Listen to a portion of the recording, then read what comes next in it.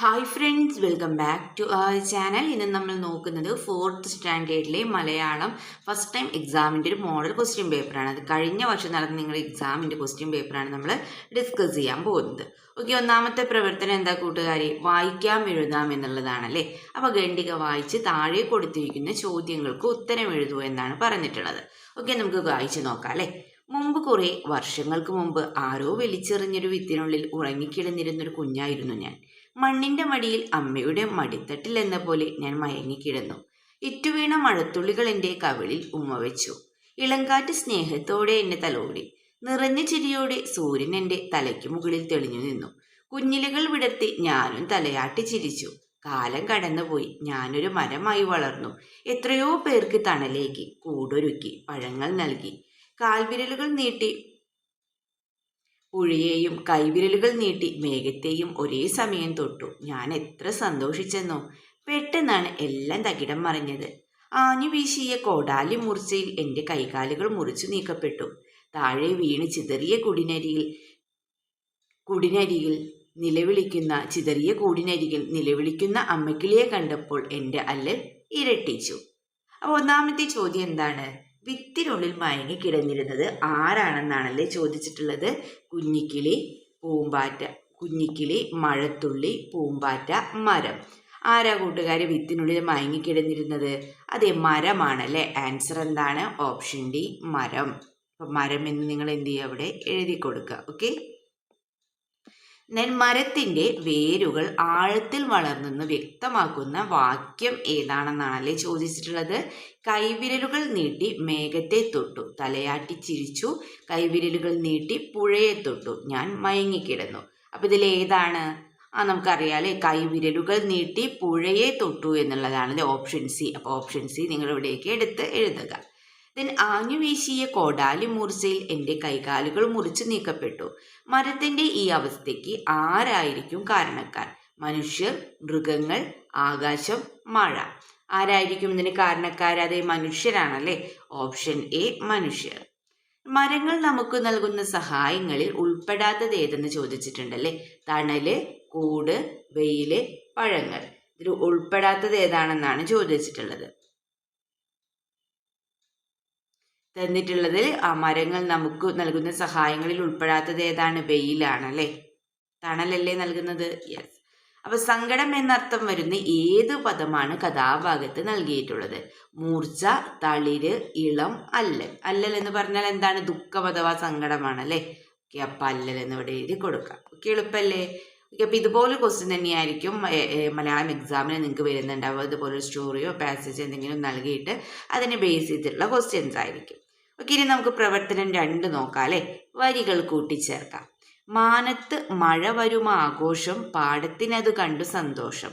മാനത്തു കൊട്ടും കുഴൽപ്പാട്ടും, പാടത്തു വെട്ടും വിതുപ്പാട്ടും. മാനത്തു മേഘത്തിൻ തേരോട്ടം, പാടത്തു കുളിരിൻ്റെ നീരോട്ടം. അപ്പം മാനത്തെയും പാടത്തെയും കാഴ്ചകൾ ചേർത്ത് 4 വരികൾ കൂട്ടിച്ചേർക്കൂ എന്നാണല്ലേ പറഞ്ഞിട്ടുള്ളത്. അപ്പോൾ നിങ്ങൾക്ക് ഇഷ്ടമുള്ള രീതിയിൽ എന്ത് ചെയ്യുക? എന്താണ്? ആ 4 വരികൾ എഴുതാവുന്നുണ്ട്. കൊടുക്കുന്ന നോക്കൂ. മാനത്തും മിന്നും മിന്നൽ വെളിച്ചം, പാടത്തു തുള്ളും തവളക്കൂട്ടം, മാനത്തു കാർമേഘ വർണ്ണങ്ങൾ, പാടത്തു കാറ്റാടും നാമ്പുകൾ. അപ്പോൾ നിങ്ങൾക്ക് എന്ത് ചെയ്ത് തന്നെ എഴുതണമെന്നില്ല, നിങ്ങളുടേതായ രീതിയിൽ എന്ത് ചെയ്യാവുന്ന എഴുതി നോക്കുക. ഓക്കെ, ചിഹ്നം ചേർക്കാം. താഴെ കൊടുത്തിരിക്കുന്ന ഭാഗം വായിച്ച് ഉചിതമായ ചിഹ്നങ്ങൾ ചേർത്തെഴുതുക എന്നാണല്ലേ പറഞ്ഞിട്ടുള്ളത്. ഓക്കെ, നമുക്ക് വായിച്ച് നോക്കാം. അവിടെ കൊടുത്തിരിക്കുന്ന നോക്കിക്കേ. നല്ല ഉറക്കത്തിലായിരുന്നു കുഞ്ഞനുറുമ്പ്. നേർത്ത നനവുള്ള പച്ചപ്പുൽത്തകിടിയിലൂടെ തെന്നി തെന്നി പോകുന്നത് അവൻ കണ്ടു. നല്ല രസം. അവൻ കൂടുതൽ ഉത്സാഹത്തോടെ തെന്നി നീങ്ങാൻ തുടങ്ങി. കുഞ്ഞാ, നീ ഇനിയും എഴുന്നേറ്റില്ലേ? അമ്മയുടെ ശബ്ദം കേട്ട് അവൻ ഞെട്ടി ഉണർന്നു. അപ്പം ഇത് എന്ത് ചെയ്യണം? നമ്മൾ ഉചിതമായ ചിഹ്നങ്ങൾ ചേർത്തിട്ട് എഴുതണം അല്ലേ. അപ്പം എങ്ങനെ എഴുതാം? നല്ല ഉറക്കത്തിലായിരുന്നു കുഞ്ഞനുറുമ്പ്. ഫുൾ സ്റ്റോപ്പ് ഇടാം അല്ലേ. ഇനി നേരത്തെ നനവുള്ള പച്ചപ്പുൽത്തകിടിയിലൂടെ തെന്നി തെന്നി പോകുന്നത് അവൻ സ്വപ്നം കണ്ടു. നല്ല രസം. അവൻ കൂടുതൽ ഉത്സാഹത്തോടെ തെന്നി നീങ്ങാൻ തുടങ്ങി. കുഞ്ഞാ, നീ ഇനിയും എഴുന്നേറ്റില്ലേ? അമ്മയുടെ ശബ്ദം കേട്ട് അവൻ ഞെട്ടി ഉണർന്നു. അപ്പോൾ ഇവിടെ കൊടുത്തിട്ടുള്ളത് പോലെ ചിഹ്നങ്ങളൊക്കെ ചേർത്ത് നിങ്ങൾ എന്ത് ചെയ്യുക? ഇത് മാറ്റി എഴുതുക. അപ്പോൾ ഈ ബോക്സിൽ ഇത് മാറ്റി എഴുതുമല്ലോ നിങ്ങൾ. ഓക്കെ, അപ്പോൾ അവിടെ കൊടുക്കുന്നുണ്ട്. അപ്പോൾ ഇതുപോലെ നിങ്ങളൊന്ന് എഴുതി നോക്കുക. ഓക്കെ, ഇനി പ്രവർത്തനം 4 എന്താ നോക്കിയാലോ. പ്രവർത്തനം 4 2 പ്രവർത്തനം ഉണ്ട്. അപ്പോൾ അവയിൽ ഒന്നിനു മാത്രം ഉത്തരം എഴുതിയാൽ മതി. അപ്പോൾ 2 പ്രവർത്തനം ഉണ്ട്. അപ്പോൾ ഏതെങ്കിലും ഒന്നിന് നിങ്ങൾ നന്നായിട്ട് അറിയാവുന്ന ഏതെങ്കിലും ഒന്നിന് നിങ്ങൾ ആൻസർ ചെയ്യാം. ഓക്കെ, നമുക്ക് സംഭാഷണം എഴുതാമെന്നുള്ളതാണ് 4A ക്വസ്റ്റ്യൻ. ആബിദക്കുട്ടിയുടെ കൈവിട്ട് പറന്നുയർന്ന പട്ടൂസ് മാനത്ത് പറന്നു നടന്നു. അവനാകെ പ്രയാസമായി. പട്ടൂസിന്റെ വിഷമം കണ്ട് അമ്പിളി അമ്മാവൻ കാര്യം തിരക്കി. എന്തൊക്കെയാവും പട്ടൂസും അമ്പിളി മാമനും തമ്മിൽ പറഞ്ഞിരിക്കുക? സംഭാഷണ രൂപത്തിൽ എഴുതി നോക്കൂ എന്നാണല്ലേ പറഞ്ഞിട്ടുള്ളത്. അപ്പൊ അമ്പിളി മാമൻ ചോദിക്കുകയാണ്, എന്തിനാ പട്ടൂസ് എങ്ങനെ സങ്കടപ്പെടുന്നതെന്ന് ചോദിക്കുകയാണല്ലേ. അപ്പൊ എന്താവും പട്ടൂസ് പറഞ്ഞിട്ടുണ്ടാവുക കൂട്ടുകാരെ? പട്ടൂസ് എന്താ പറയാ? എൻ്റെ കൂട്ടുകാരി ആവിതക്കുട്ടിയുടെ അടുത്ത് നിന്ന് എന്നെ കൈവിട്ടു പോയി എന്ന് പറയുമല്ലേ. അപ്പം അമ്പിളിമാമ എന്താ പറയാ? അത് സാരമില്ല കൂട്ടുകാരെ, ഞാൻ നിന്നെ സഹായിക്കാൻ പറയുമല്ലേ. അപ്പൊ പട്ടൂസ് പറയാണ്, നിനക്ക് എങ്ങനെയാ എന്നെ സഹായിക്കാൻ കഴിയുക? അമ്പിളിമാമൻ, ഞാൻ മേടക്കാട്ടിനോട് നിന്റെ കൂട്ടുകാരിയുടെ അടുത്തെത്തിക്കാൻ പറയാം. പട്ടൂസ്, നന്ദി കൂട്ടുകാരാ, ഈ സഹായം ഞാൻ ഒരിക്കലും മറക്കില്ല. ഒന്നുകിൽ നിങ്ങൾക്ക് എങ്ങനെ എന്ത് ചെയ്യാം? ഈ കോൺവെർസേഷൻ എഴുതാവുന്നതാണ്. അല്ലെങ്കിൽ നോക്കിക്കേ, ഇനി ഗദ്യ രൂപത്തിലാക്കാമെന്നാണല്ലേ പറഞ്ഞിട്ടുള്ളത്. അപ്പൊ താഴെ നൽകിയ കവിത എന്ത് ചെയ്യുക? നിങ്ങൾ വായിച്ച് ആശയം ചോർന്നു പോകാതെ പൂർണ്ണവാക്യങ്ങളാക്കി എഴുതുക എന്നാണല്ലേ പറഞ്ഞിട്ടുള്ളത്. നമുക്കൊന്ന് കവിത വായിച്ചു നോക്കാം.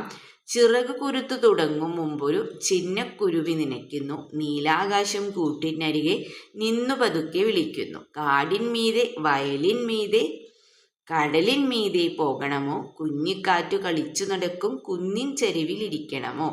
കുരുത്തു എന്ന് പറഞ്ഞാൽ എന്താണ്? മുളച്ചു അല്ലെ. നനയ്ക്കുന്നു, വിചാരിക്കുന്നു. ചിന്ന കുരുവി എന്ന് പറഞ്ഞാൽ ചെറിയ കുരുവി.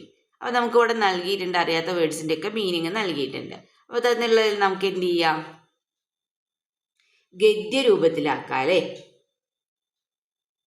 അപ്പൊ എന്താണ്? ചിറകുകൾ മുളച്ച് തുടങ്ങുന്നതിന് മുമ്പ് തന്നെ ഒരു കുഞ്ഞു കുരുവി ആലോചിക്കുകയാണ്. വിശാലമായ നീലാകാശം കൂട്ടിനായി അതിൻ്റെ അടുക്കിലേക്ക് വന്ന് മെല്ലെ വിളിക്കുന്നു. കാടിനു മുകളിലൂടെയും വയലുകൾക്കും കടലുകൾക്കും മുകളിലൂടെയും പറന്നു പോകണമോ? അതോ കുളിർക്കാറ്റ് കളിച്ചു നടക്കുന്ന കുന്നിൻ്റെ ചെരുവിൽ ചെന്നിരിക്കണമോ എന്ന് കുഞ്ഞു കുരുവി വിചാരിക്കുന്നു. അപ്പൊ നിങ്ങൾക്ക് എന്ത് ചെയ്യാവുന്നതാണ്? ഇതുപോലെ ഈ തന്നിട്ടുള്ള കവിതാഭാഗത്തെ ഗദ്യ രൂപത്തിലേക്ക് എഴുതാവുന്നതാണ്. ഇതുപോലുള്ള പ്രവർത്തനങ്ങളൊക്കെ നമ്മൾ ക്ലാസ്സിൽ ചെയ്തിട്ടുണ്ടല്ലേ. അപ്പൊ നിങ്ങൾ എന്ത് ചെയ്യുക? ഇത് ഗദ്യ രൂപത്തിലാക്കി എഴുതുക. ഓക്കെ, ഇനി നോക്കൂ. പ്രവർത്തനം 5 2 പ്രവർത്തനം ഉണ്ട്. അപ്പം അവയിൽ ഒന്നിനു മാത്രം ഉത്തരം എഴുതിയാൽ മതി എന്ന് പറഞ്ഞിട്ടുണ്ട് അല്ലേ. കത്തെഴുതാം. മൈക്കിളി ചേട്ടൻ്റെ സൈക്കിൾ വാടകയ്ക്കെടുത്ത്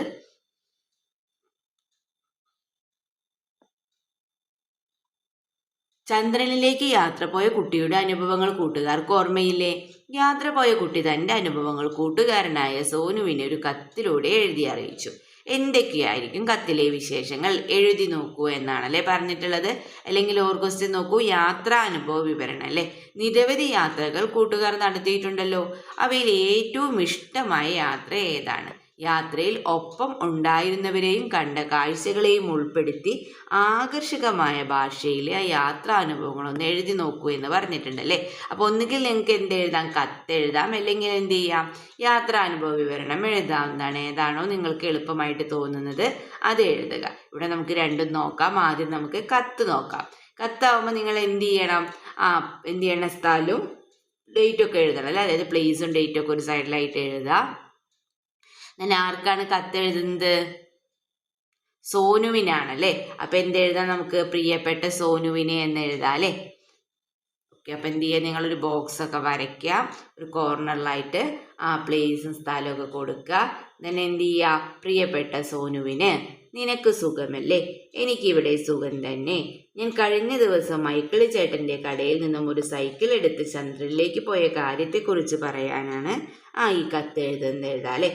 ചന്ദ്രനിൽ നിലാവ് കൊള്ളാനാണ് ഞാൻ പോയതെങ്കിലും ഞാൻ കരുതുന്ന പോലെയുള്ളൊരു സ്ഥലമല്ല അത്. അവിടെ വെള്ളവും വായുവും ഒന്നുമില്ല. അപ്പോഴാണ് ഞാൻ പോകുന്ന വഴിയിൽ ഒരു മേഘത്തിലൊരു കുട്ടി ഇരിക്കുന്നത് കണ്ടത്. ആരാണെന്ന് ചോദിച്ചപ്പോൾ താൻ ചന്ദ്രനാണെന്നും തനിക്ക് ഭൂമി ചുറ്റിക്കാണാൻ ആഗ്രഹമുണ്ടെന്നും പറഞ്ഞു. ഞാൻ ആ കുട്ടിയെ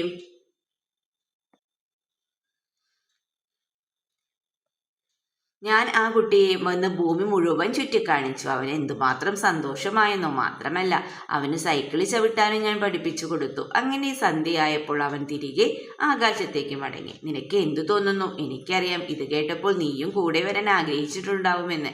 ഇനി പോകുമ്പോൾ നമുക്ക് ഒരുമിച്ച് പോവാം എന്ന് നിന്റെ സ്വന്തം കൂട്ടുകാരൻ. അപ്പൊ എന്ത് ചെയ്യാം, ഇതുപോലെ നിങ്ങൾക്ക് കത്തെഴുതാവുന്നതാണ്. അല്ലെങ്കിൽ നോക്കിക്കേ, യാത്രാനുഭവ വിവരണം എന്ന് കൊടുത്തിട്ടുണ്ട്. നിരവധി യാത്രകൾ കൂട്ടുകാർ നടത്തിയിട്ടുണ്ടല്ലോ, ഉണ്ടാവുമല്ലേ? നിങ്ങൾ സ്കൂളിൽ നിന്നും അതുപോലെ തന്നെ നിങ്ങളുടെ കുടുംബത്തോടൊക്കെ ഒപ്പം യാത്രകൾ പോയിട്ടുണ്ടാവും അല്ലേ? അപ്പം അതിൽ ഏറ്റവും ഇഷ്ടപ്പെട്ട യാത്ര ഏതാണ്? യാത്രയിലൊപ്പം ഉണ്ടായിരുന്നവരെയും കണ്ട കാഴ്ചകളൊക്കെ ഉൾപ്പെടുത്തി എന്ത് ചെയ്യുക, ആകർഷകമായിട്ടുള്ള ഭാഷയിൽ യാത്രാനുഭവം എഴുതി നോക്കാനാണല്ലേ പറഞ്ഞിട്ടുള്ളത്. ഓക്കെ, അപ്പോൾ ഒരു മാതൃക നോക്കാം നമുക്ക്. അപ്പോൾ ഒരു ഹെഡറിങ് ആയിട്ട് എഴുതാം, ഒരു വയനാടൻ യാത്ര. കഴിഞ്ഞ വേനലവധിക്ക് ഞാനും കുടുംബവും ഒന്നിച്ചു നടത്തിയ വയനാടൻ യാത്ര എൻ്റെ ജീവിതത്തിലെ ഏറ്റവും മറക്കാനാവാത്ത അനുഭവമായിരുന്നു. അച്ഛനും അമ്മയും ചേച്ചിയുമായിരുന്നു എന്നോടൊപ്പം ഉണ്ടായിരുന്നത്. ചുരത്തിലെ വളവുകൾ തിരിഞ്ഞു കയറുമ്പോൾ ചുറ്റും കണ്ട പച്ചപ്പും തണുപ്പുള്ള കാറ്റും ഞങ്ങളെ ഏറെ സന്തോഷിപ്പിച്ചു. ബാണാസുര സാഗർ ഡാമിലെ ബോട്ടിങ്ങും കുറുവ ദ്വീപിലെ വനങ്ങളോടുള്ള നടപ്പും മനസ്സിന് വലിയ കുളിർമ നൽകി. പൂക്കോട് തടാകത്തിലൂടെയുള്ള വഞ്ചിയാത്രയിലും വഴിയിലുടനീളം കണ്ട തേയിലത്തോട്ടങ്ങളും കണ്ണിന് കുളിർമയേകുന്ന കാഴ്ചകളായിരുന്നു. പ്രകൃതിയുടെ സുന്ദരമായ കാഴ്ചകൾ ആസ്വദിച്ച ആ യാത്ര എനിക്ക് വലിയൊരു അനുഭവമായിരുന്നു. ഓക്കെ, അപ്പം എന്ത് ചെയ്യുക നിങ്ങൾ ഇതുപോലൊരു യാത്രാനുഭവം എഴുതുക. ഓക്കെ, അപ്പം നിങ്ങൾ പോയ യാത്രയെ കുറിച്ചിട്ട് എഴുതാവുന്നതാണ്.